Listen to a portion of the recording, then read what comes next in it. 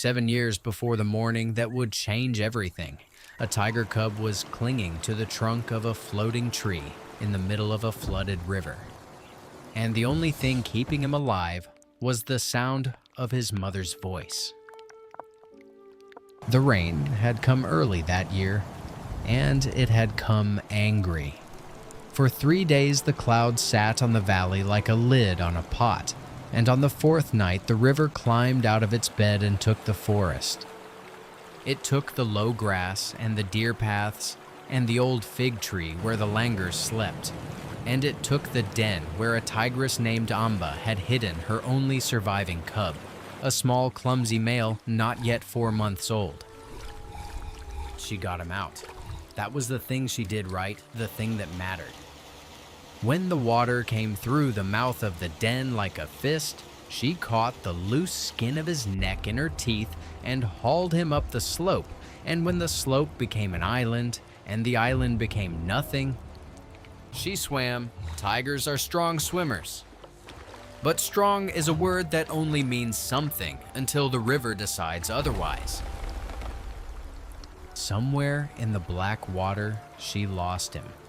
A tree came down the current, an enormous dead thing turning slowly with its roots in the air, and it struck her sideways and knocked the cub from her jaws. He surfaced coughing, paddling with the panic of something that has never had to save itself before, and his small claws caught the bark of the tree, and the tree carried him away. She called for him. That was the sound he would remember for the rest of his life. Not a roar. Roaring is for enemies. This was the low, rolling, chuffing call a tigress makes for her cub, a sound built out of breath and warmth, a sound that means, I am here, come to me, follow the sound. She swam after the tree and she called, and he clung and cried back, and the distance between them grew, because rivers do not care about mothers. He heard her for a long time. Then he heard her less. Then he heard only water. By dawn, the cub was alone on a sandbank 40 kilometers downstream, half drowned, too cold to shiver. And he was not alone. There were footsteps coming through the wet grass toward him, and they belonged to a human being. Her name was Mira, and she was 23 years old, and she had been a forest ranger for exactly 11 weeks. She had been walking the flood line since first light, counting what the river had killed, and she had already found 2 deer and a wild boar and a python, and had been quietly certain that nothing good was going to happen that day. Then she came around the bend and saw a shape on the sand that was the wrong color for driftwood. She should have called it in and waited. Every protocol said wait. Instead, she took off her jacket and wrapped the cub in it, and he was so far gone that he did not even try to bite her. And she carried him 3 kilometers to the road, with his heart tapping against her ribs like a small trapped bird. The nearest rescue center was in a place called Nandanpur, a low white building at the edge of a sal forest, with pens and holding yards and a wood stove that never quite worked. The man who opened the door that night had been running it for 31 years. His name was Devraj. He was old enough that his hands had begun to shake when they were idle and steady, only when there was work in them, which was, he liked to say, the correct arrangement. He took the bundle from Mira and laid it on the table under the lamp and unwrapped the jacket. And then he stood very still for a long moment. "What?" Mira said. "Is he dead?" "No," Devraj said, and then in a strange voice, "Look at his shoulder." On the cub's left shoulder, in the middle of the stripes, there was a small mark, like a broken ring, a curl of black that closed, and then did not quite close. "It's a marking," Mira said. "Every tiger has markings."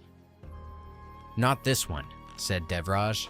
I have seen this one twice in my life. On this cub. And 11 years ago, on a female cub they brought me out of a burned coop near Shandani. So young her eyes were still blue. I raised her on a bottle in this room. I named her Amba. He put 2 fingers gently on the cub's ribs to feel him breathe. Markings run in a bloodline sometimes. Little sister, this is her son. I would put my hand in a fire on it. Mira did not know what to say, so she said, You released her? 6 years old, Nandanpur Reserve, North Block, best release I ever did. The old man's face did something complicated. And now the river brings me her child. Do you know what the chances of that are? No, said Mira. Neither do I, said Devraj, but they are not good, so we had better not waste him. They called the cub Khazar for the saffron color of him, and for the first 4 days he did not eat. This is more dangerous than it sounds. A cub that small has no reserves. Devraj tried warm milk, and he tried blood in the milk, and he tried meat mashed to paste, and Khazar turned his head away from all of it and lay in the corner of the pen with his eyes open, listening for something that was not there. On the 4th night, Devraj went into his office and opened a metal cabinet and took out an old recorder with a cracked case, and he sat on the floor with it for a while before he could bring himself to press the button. Years ago, when Amba was a cub in this same building, she had done what all hand-raised cubs do. She had made contact calls in the dark, all night, every night, for a mother who was Ash. Devraj had recorded her. He had told himself it was for science. It was not for science. He carried the recorder to Khazar's pen and pressed play, and out of the little speaker came the voice of a tigress. It was young and thin, but the shape of it was the shape of the sound Khazar had heard in the river, the low rolling chuff that means, I am here, follow the sound. The cub's head came up off the floor so fast he nearly fell over. He crossed the pen. He pressed his whole body against the wire. He answered, in the cracked squeak of something that had not made a sound in 4 days, and Devraj sat down on the concrete with his back to the wall and let the tape run in a loop until the cub finally put his face into the bowl and ate. They played that recording every night for a year, and that, though nobody in that building could have guessed it, was the single most important thing that anyone did for Khazar in his entire life. He grew. He grew the way a tiger grows when a river has already tried to kill him once, and he has decided not to allow it again. At 1 year, he could open the latch on the feeding hatch with his tongue. At 2, he was moved into the big wooded enclosure at the back of the property. 4 hectares of real forest with a stream running through it, where Devraj ran a program he had fought the department for 8 years to be allowed to run.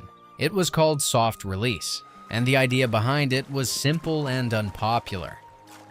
That a hand-raised tiger is not automatically ruined. That hunting is instinct wearing the clothes of practice, and that if you give an orphan live prey and space and time and almost no human contact, he will remember what he is. Khazar remembered. His first chital took him 9 days of failure. His second took 4. By his 3rd year, he was killing cleanly, silently, at night, and he had begun to hate the smell of people, which was exactly what Devraj wanted, and exactly what broke the old man's heart. And Devraj never once let him see a human face again, if he could help it. By his 5th year, Khazar weighed 220 kilograms and could clear the stream in 1 flat bound, and the paperwork to release him had been refused 3 times. The reason was always the same: hand raised, precedent, risk. There were forms with boxes on them, and Kesar's history did not fit in any box, and men who had never smelled a tiger in their lives signed their names at the bottom of pages that said no. Then, in his 6th year, the money ran out. A private wildlife park 2 states away made an offer for him. It was a large offer. The park had glass viewing tunnels and a gift shop, and a man in a headset who narrated feeding time to a crowd 4 times a day. Legally, there was nothing wrong with it. The center's board met on a Tuesday afternoon, and Mira, who was no longer 23 and who had spent 5 years turning herself into a biologist, specifically so that people in rooms like that would have to listen to her, stood up and talked for 40 minutes without notes. She talked about the enclosure and the kill records, and the fact that this tiger had not accepted food from a human hand since he was 14 months old, and at the end, she said something that was not in her data. "There's a female in the North Block of Nandanpur Reserve," she said. "Camera trap number 19. She's called Amba. She is his mother, and we can prove it. And she is old now. And if we put her son behind glass in another state, I want it written in these minutes that we chose that." The board asked her to sit down. The board deliberated for 11 days. And on the 12th day, they gave her one attempt. Here is the part nobody told Mira until the release plan was already approved, because she found it herself at 2 in the morning, going through 9 years of camera trap archives. Amba had not been photographed in 3 years. No images, no pug marks logged, no kills attributed. In the reserve's records, she had quietly become one of those animals that stops appearing and is not officially dead, but is not officially anything else either. Old tigresses vanish. It is the most ordinary story in the forest. Mira did not tell Devraj. She told herself it was because he was 80 and his heart was bad. It was really because she could not make her mouth form the sentence. They released Kesar in the last week of February in the North Block, at the top of a fire line where the sal gave way to bamboo. The crate door swung open at 6:40 in the morning. He did not bolt. He stood in the doorway for almost 2 full minutes, reading the air. And every person present understood without being told that they were watching an animal discover the size of the world. Then he walked out and was gone, and the forest closed behind him like water. The first months nearly killed him. Nothing in 4 hectares prepares an animal for 400 square kilometers. He did not know where the water was in April when the streams shrank. He did not know that the deer moved to the high meadows at dusk and not at dawn. He wasted energy he did not have. His caller sent back the story of it, a wandering scribble of a track that circled and doubled and went nowhere. And Mira watched the dots come in every night and got very quiet. In May, he lost 14 kilograms. In June, he met Bhairav. Bhairav was the resident male of the North Block, and he had held it for 9 years by being enormous and completely without hesitation. He found Kesar's scrape marks on the 3rd of June and came looking for the animal that had made them. And he found him at a waterhole at dusk. And the fight lasted less than 90 seconds. Kesar lost. He lost badly. He went into the bamboo with a torn shoulder and a gash across the muzzle that would leave a pale line for the rest of his life. And he lay up in a nala for 6 days without eating. And on the 4th of those days, the collar's motion sensor went still for 11 hours. And in an office in Nandanpur, a young woman put her head down on her desk and did not lift it for a long time. Then the dot moved again. He could not hunt with that shoulder. Deer were impossible. And so, starving in the shallow water at the bottom of the Nala, Kesar did something that no one in the soft release program had taught him and that no keeper had ever seen him do. He fished. He stood belly deep and held perfectly still and struck down into the water with one paw, the way a tigress had shown him for 11 weeks when he was very small, in a river that later tried to take him. He was terrible at it for 2 days. On the third day, he pinned a catfish the length of his own foreleg against a rock, and he ate it in the mud. And his mother, who was 50 kilometers away and had not seen him in 7 years, had just saved his life. He gave up the North Block to Bhairav. There was no shame in it. There was only arithmetic. He moved west, then north again, through country the reserve staff called the Old Bamboo, a broken high ridge of rock and thorn and dry nullahs, where prey was thin and no male had bothered to hold territory for years. And in the second week of October, on the edge of a shrinking waterhole under a stone overhang, Kesar came face to face with an old tigress. She was thin in the way that means something, hips and shoulder blades sharp under the coat. Her left eye was clouded to the color of milk. Her right canine was broken off halfway, an old injury, badly healed, and her lower jaw sat slightly wrong because of it. She had been living for 3 years on what a tigress can catch when she cannot hold a struggling animal properly, which is to say, monitor lizards, and porcupine when she was desperate enough to pay for it in quills and fish. On her left shoulder, in the middle of the stripes, there was a small mark like a broken ring, a curl of black that closed and then did not quite close. Kesar took one step toward her, and she came at him with everything she had left, screaming, and drove him back off the rock so fast that he slipped and went down on his injured shoulder in the mud.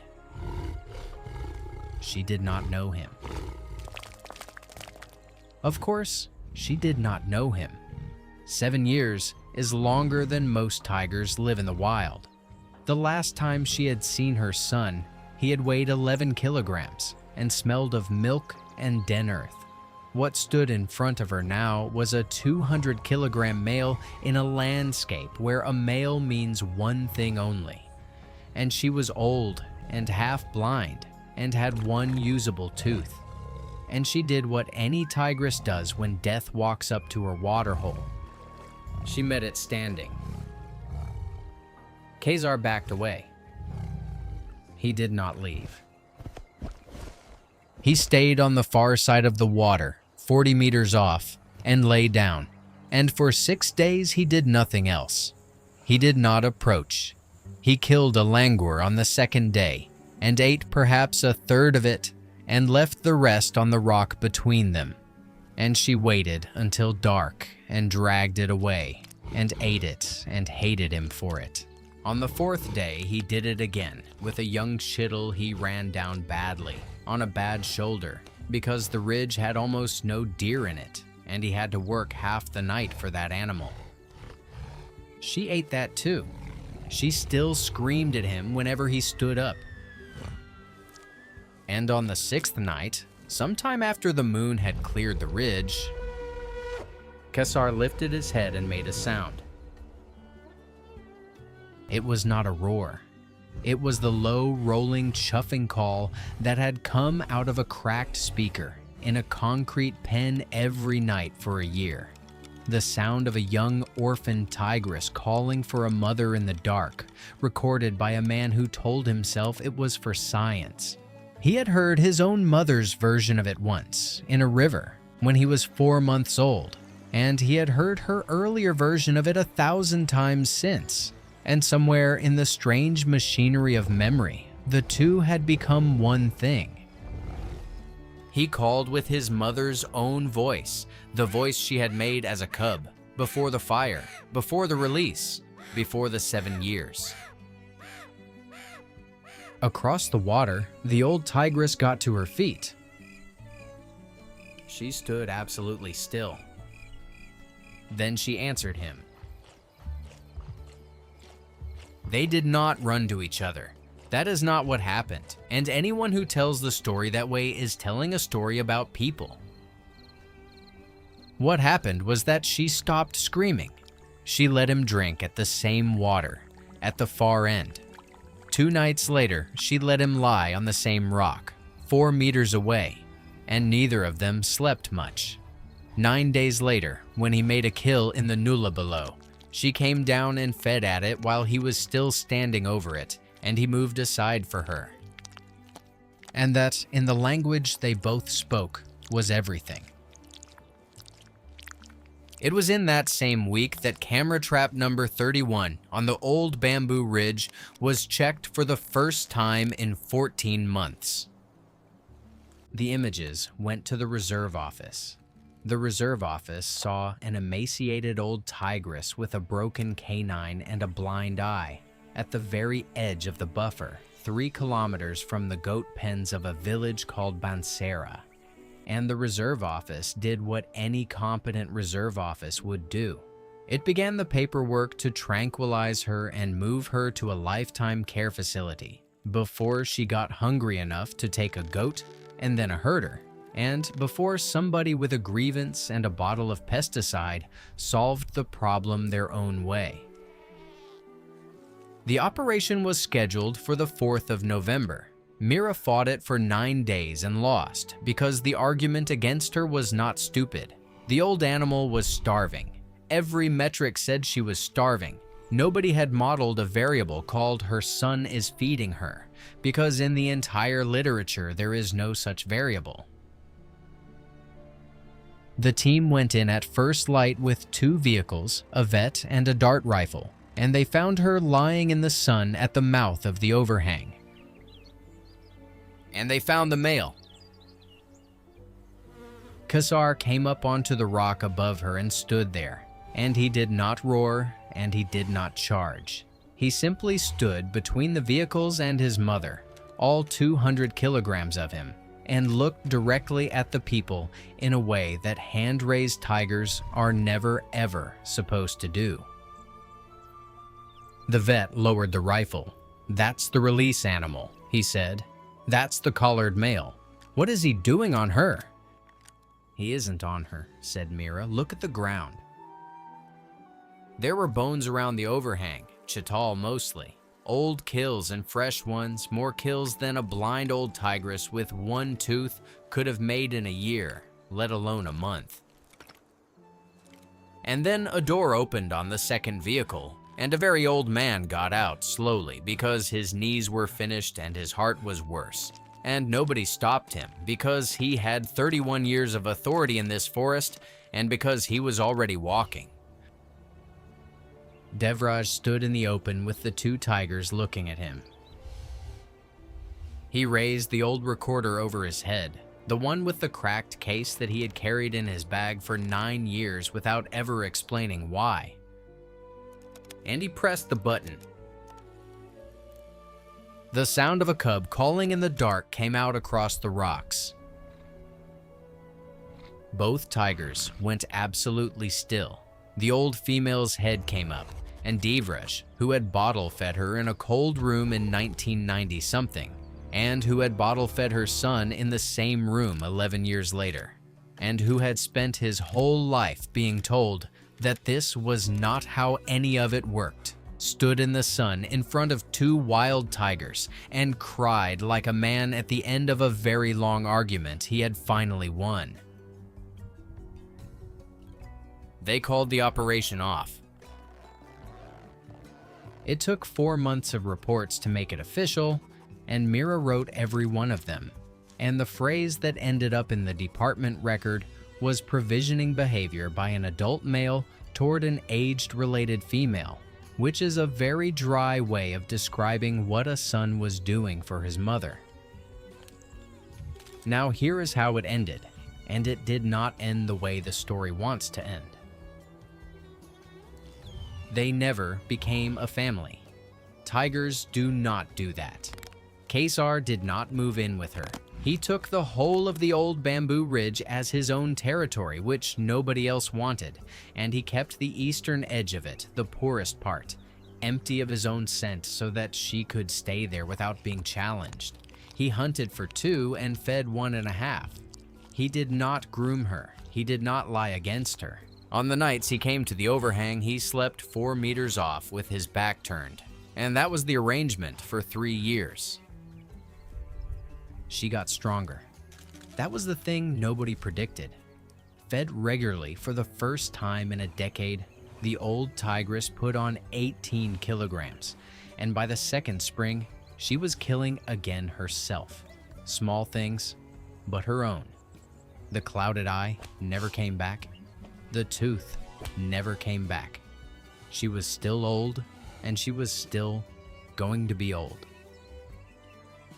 In the 4th spring, a young female called Sona came over the ridge from the west, and by the following winter, Kesar had 3 cubs on the old bamboo in the same rocks, and the reserve staff argued for a month about whether the old tigress would tolerate them or kill them, because a strange adult female near cubs is a serious danger.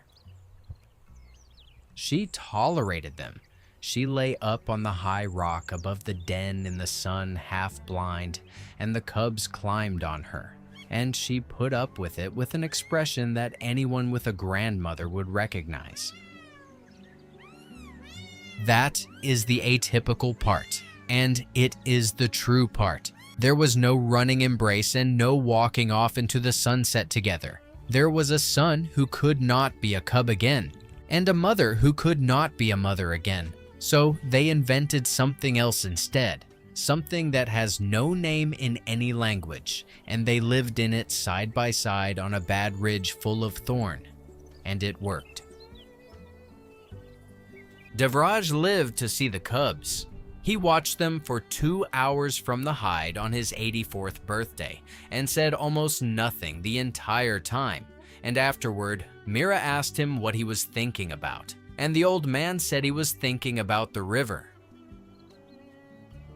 Because that is where it started.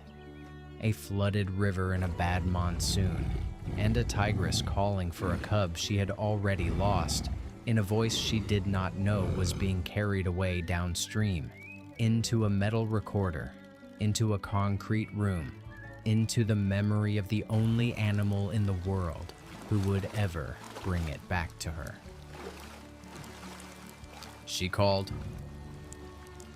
And 7 years later, across 40 meters of black water on the old bamboo ridge, he answered.